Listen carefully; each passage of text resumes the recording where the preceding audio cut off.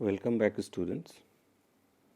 मैं Tribhuvanath Dubey, associate professor sociology, government arts girls college Kota, आपका स्वागत करता हूं। हम तथ्यों के बारे में बात कर रहे हैं, अंग्रेजी में जिसे डेटा कहते हैं, और हम तथ्यों के विभिन्न पक्षों के बारे में अभी तक बात कर चुके हैं। पिछले वीडियो लेक्चर में हमने प्राथमिक तथ्यों के स्रोत, जिसमें प्रत्यक्ष और अप्रत्यक्ष दो स्रोत होते हैं, उसके बारे में बात की है। और आज हम द्वितीयक स्रोत या सेकेंडरी सोर्सेज ऑफ डेटा के बारे में बात करेंगे। जिन स्रोतों से द्वितीयक तथ्य एकत्रित किए जाते हैं वे सामान्य भाषा में तथ्यों के द्वितीयक स्रोत कहलाते हैं। पीएच मान के अनुसार ये द्वितीयक स्तर पर प्राप्त किए गए तथ्य होते हैं, अर्थात ये प्रथम बार एकत्र किए हुए तथ्य नहीं होते हैं, बल्कि अन्य व्यक्तियों द्वारा एकत्र मूल तथ्यों के आधार पर रचित तथ्य होते हैं। उसी तरह पीवी यंग ने कहा है कि द्वितीयक तथ्यों का उपयोग करने वाले और उन्हें प्रथम बार एकत्र करने वाले लोग पृथक पृथक होते हैं। द्वितीयक तथ्य दो प्रकार के होते हैं, व्यक्तिगत प्रलेख और सार्वजनिक प्रलेख, यानी कि personal documents and public documents. अभी हम जो व्यक्तिगत प्रलेख हैं उनके बारे में विस्तार से चर्चा करेंगे। व्यक्तिगत प्रलेख वे लिखित तथ्य होते हैं जो अभी प्रकाशित हो सकते हैं या अप्रकाशित भी उपलब्ध होते हैं। जैसा कि नाम से स्पष्ट है कि जो तथ्य व्यक्ति अपने अथवा समाज से संबंधित घटनाओं के संबंध में लिखता है वे व्यक्तिगत प्रलेख कहलाते हैं। जहोदा एट अल ने व्यक्तिगत प्रलेखों के बारे में कहा है कि व्यक्तिगत प्रलेखों के अंतर्गत उन सभी प्रलेखों को सम्मिलित किया जाता है जो सामान्यतया सूचनादाताओं के व्यक्तिगत जीवन के आधार पर स्वयं उन्हीं के द्वारा लिखे होते हैं एवं जिनमें उनके स्वयं के अनुभव शामिल होते हैं। व्यक्तिगत प्रलेख के अंतर्गत मुख्यतः चार चीज़ें आती हैं। नंबर 1 पत्र, दूसरा संस्मरण या मेमोयर, तीसरा डायरी और चौथा जीवन इतिहास, जिनको हम बायोग्राफी कहते हैं। पत्र वे प्रलेख होते हैं जो किसी व्यक्ति के द्वारा किसी दूसरे व्यक्ति को, अपने निकट संबंधी को, मित्र को लिखा जाता है।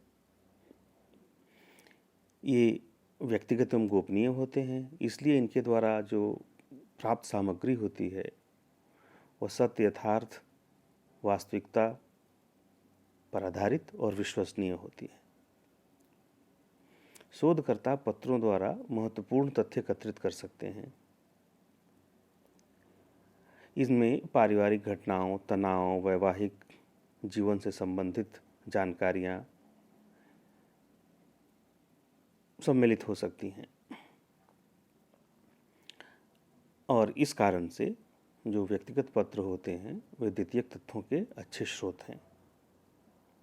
परंतु द्वितीयक तथ्यों इस पत्र के माध्यम से जो तथ्य एकत्रित किए जाते हैं उनमें कुछ कठिनाइयाँ आती हैं। जैसे इन्हें प्राप्त करना कठिन है, पत्र में घटनाओं का क्रमबद्ध तथा संदर्भ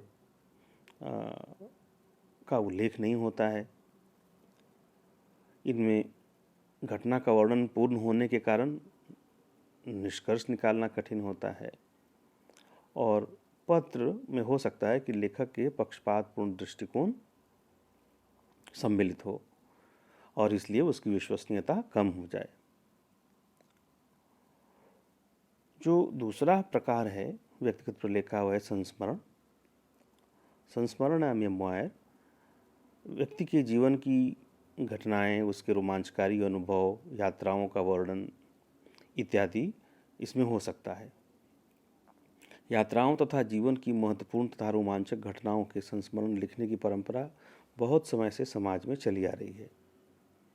संस्मरण द्वारा एक समय विशेष के लोगों की रीति रिवाज, संस्कृति, भाषा, रहन सहन आदि को समझने में बहुत मदद मिलती है। इसलिए यह भी तथ्यों के संग्रह का एक समृद्ध और अच्छा स्रोत है। इसी प्रकार से जो तीसरा प्रकार है वह है डायरी।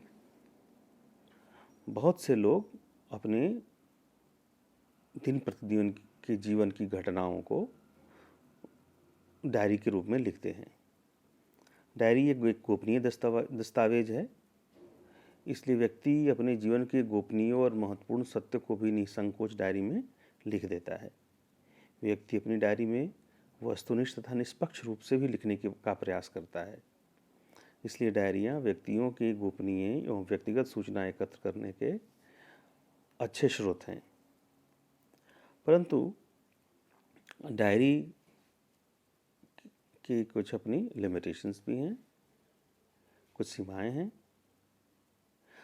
जिनका ध्यान शोधकर्ता को रखना चाहिए, क्योंकि उसमें घटना का वर्णन तथा तथ्यों का प्रस्तुतिकरण क्रमबद्ध और व्यवस्थित नहीं होता है। कभी कभी लेखक डायरियों में कुछ चीज़ों को बढ़ा चढ़ाकर लिख डालता है, क्योंकि वो सोचता है कि शायद भविष्य में लोग इसे पढ़ें और प्रकाशित करें। तो एक अनुसंधानकर्ता को इसके बारे में अवेयर होना चाहिए। जो चौथा स्रोत है वह है जीवन इतिहास, लाइफ हिस्ट्री।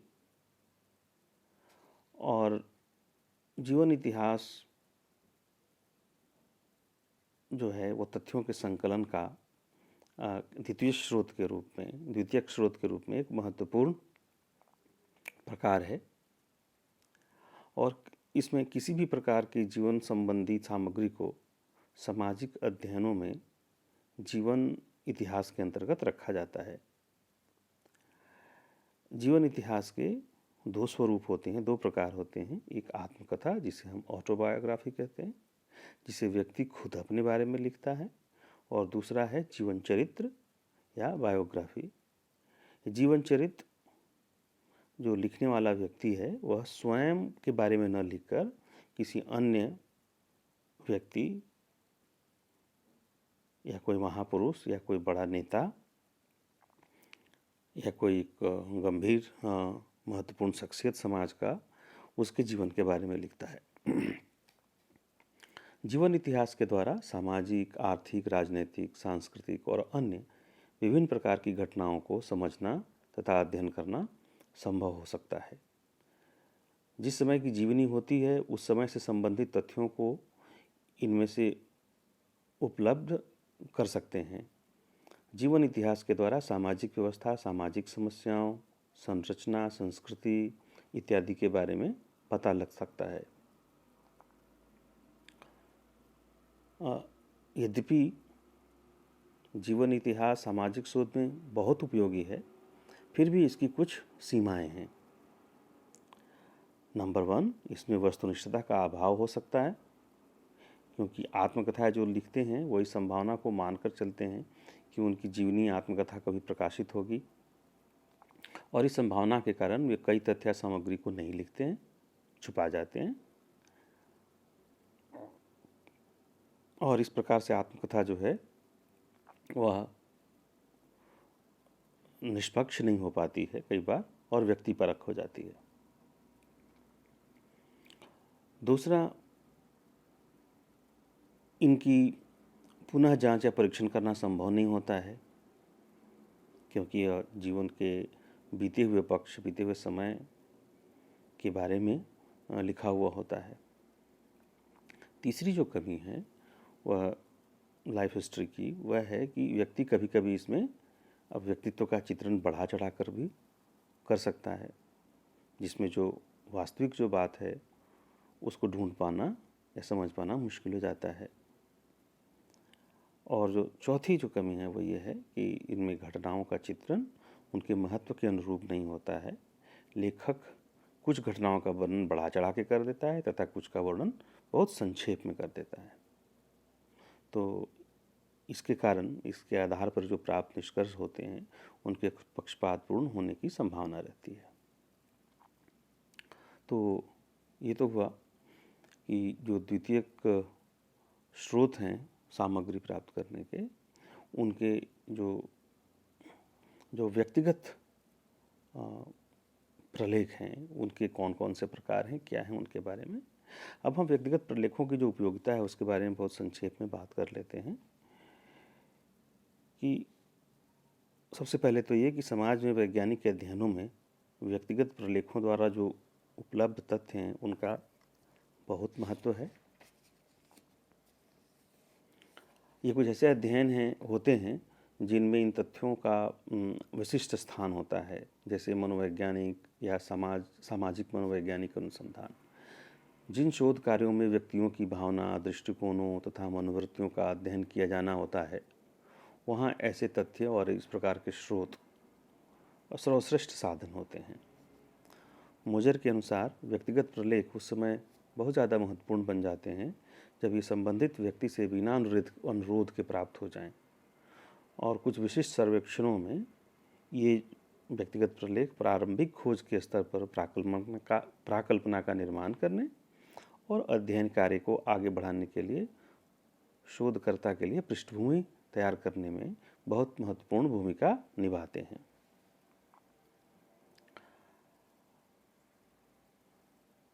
व्यक्तिगत प्रलेखों की कुछ महत्वपूर्ण सीमाएं हैं। उसमें सबसे पहली जो सीमा है वो ये है कि इनको प्राप्त करना बहुत कठिन है। दूसरा, व्यक्तिगत प्रलेखों की प्रामाणिकता तथा विश्वसनीयता का पता लगाना एक मुश्किल काम है। इसी तरह व्यक्तिगत प्रलेखों के आधार पर सामान्यीकरण करना मुश्किल होता है, क्योंकि ये केवल व्यक्ति के विचारों और दृष्टिकोण होते हैं। इस प्रकार से जो चौथी जो कमी है वो ये है कि इन तथ्यों का सांख्यिकीय विश्लेषण करना संभव भी नहीं है और न्यायोचित भी नहीं है। और पांचवा और अंतिम जो कमी है व्यक्तिगत प्रलेखों की वो ये है कि व्यक्तिगत प्रलेख में उपलब्ध तथ्य पूर्ण रूप से वस्तुनिष्ठ नहीं होते हैं। उनमें कुछ बातों को बढ़ा चढ़ा करके लिखा जाता है और कुछ बातों को कम महत्व दिया जाता है। तो इस प्रकार से हम व्यक्तिगत प्रलेखों के बारे में, उनके प्रकार, उनकी कमियों और उनके गुणों के बारे में समझा। अगले भाग में हम सार्वजनिक प्रलेख, उनके प्रकार और उनके गुणों और सीमाओं को समझने का प्रयास करेंगे। धन्यवाद।